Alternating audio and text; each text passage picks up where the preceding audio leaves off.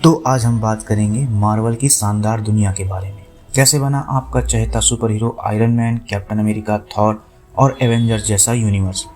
आज की वीडियो में हम जानेंगे मार्वल की शुरुआत से लेकर आज तक की पूरी कहानी। तो चलिए चलते हैं साल 1939 में, जहां से सब कुछ शुरू हुआ।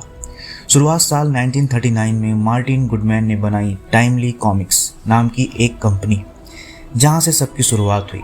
पहली कॉमिक थी मार्वल कॉमिक्स, जिसमें थे ह्यूमन टॉर्च और नेमोर द सबमरीनर। पर 1950 के दशक में कंपनी का नाम बदलकर पहली कॉमिक के नाम पर कंपनी का नाम मार्वल कॉमिक्स रख दिया गया। और फिर आए दो लेजेंड्स, पहले जैक किर्बी और दूसरे हम सबके फेवरेट स्टैन ली, और इन दोनों ने मिलकर मार्वल की पूरी दुनिया ही बदल कर रख दी। इसके बाद शुरुआत हुई सिल्वर एज की, यानी नए हीरो का युग, क्योंकि 1960 में मार्वल ने लॉन्च किए एक के बाद एक शानदार सुपर हीरो, जैसे Spiderman, captain America, Thor, Hulk और हम सबके फेवरेट आयरन मैन। ये सारे हीरो आम इंसानों जैसे थे। इन सब में इंसानी कमजोरी, गुस्सा, डर और सब कुछ था जो आम इंसानों के पास हो सकता है, और यही बात इन सुपर हीरो को दर्शकों के दिलों से करीब ले आई। फिर आया 1970 का दशक, जिसे डार्क थीम्स कहा गया। इस समय मार्वल की कहानियां और मैच्योर हो गई। अब कॉमिक्स में रेसिज्म, ड्रग्स और एब्यूज जैसे सोशल विषय आने लगे। स्पाइडरमैन के ड्रग्स पर बनी कहानी को यूएस गवर्नमेंट ने पहले तो बैन कर दिया, लेकिन बाद में इसे सबने सराहा। ये वह समय था जब मार्वल ने वास्तविक समस्या को दिखाने की हिम्मत की। इस समय मार्वल ने वुल्वरीन, पनीसर और घोस्ट राइडर जैसे डार्क हीरो दिए। फिर आया 1990 का दशक, जब मार्वल ने लाखों कॉपियां बेची। ये समय था कॉमिक बूम का। फिर अचानक आया मार्वल के इतिहास का सबसे मनहूस समय, जब कॉमिक्स मार्केट गिर गया और मार्वल दिवालिया होने की कगार पर था। तब उसने अपने कुछ किरदारों के मूवी राइट्स बेच दिए, जैसे स्पाइडरमैन, एक्समैन, डेडपुल और हल्क। पर आगे जाकर ये मार्वल के लिए एक सीख बनी। 2000 के दशक में स्पाइडरमैन की मूवी और एक्समैन की मूवी आई, जिन्होंने सफलता पाई। तब मार्वल ने सोचा कि जब हमारे किरदारों से दूसरे कमाई कर सकते हैं, तो क्यों ना हम खुद की फिल्में बनाएं।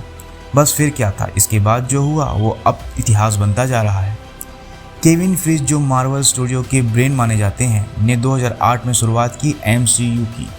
तो अब बात करते हैं एमसीयू की शुरुआत के बारे में, यानी कि मार्वल सिनेमैटिक यूनिवर्स के बारे में, जिसकी शुरुआत होती है 2008 में एमसीयू की पहली फिल्म आयरन मैन से, जहां टोनी स्टार्क बनते हैं दुनिया के सबसे पसंदीदा हीरो। और इस मूवी के अंत में आते हैं हमारे आंख से काने, जी हाँ आपने सही सोचा, निक फ्यूरी, जो आकर कहते हैं कि मैं यहाँ तुमसे बात करने आया हूँ एवेंजर्स के बारे में। और बस यहीं से एमसीयू के जादुई दुनिया की शुरुआत होती है। इसके बाद आई कई फिल्में, जैसे incredible Hulk, iron man 2, Thor और कैप्टन अमेरिका फर्स्ट एवेंजर।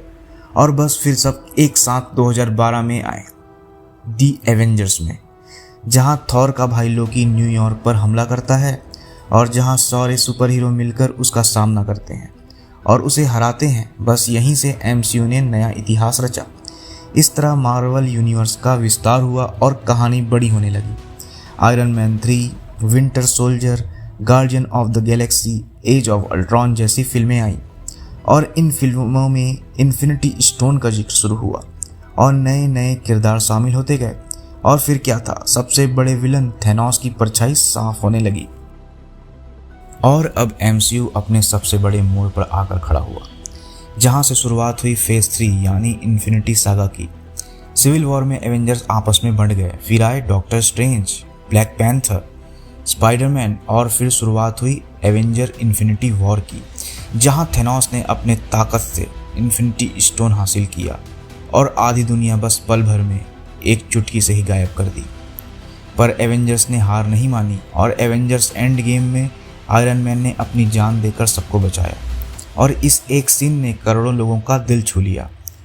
तो अब बात करते हैं फेज 4 यानी मल्टीवर्स के बारे में, जहां एमसीयू की नई फिल्में जैसे WandaVision, Loki, doctor strange multiverse of madness और स्पाइडरमैन नो वे होम ने मल्टीवर्स की कहानी बताई, जहां अलग अलग यूनिवर्स आपस में टकराने लगे। नए हीरो और नए विलन्स आमने सामने हैं, जहां कैंग द कॉन्करर अब टाइमलाइन के लिए सबसे बड़ा खतरा बन चुका है। अब आने वाले समय में और भी धमाके होने वाले हैं।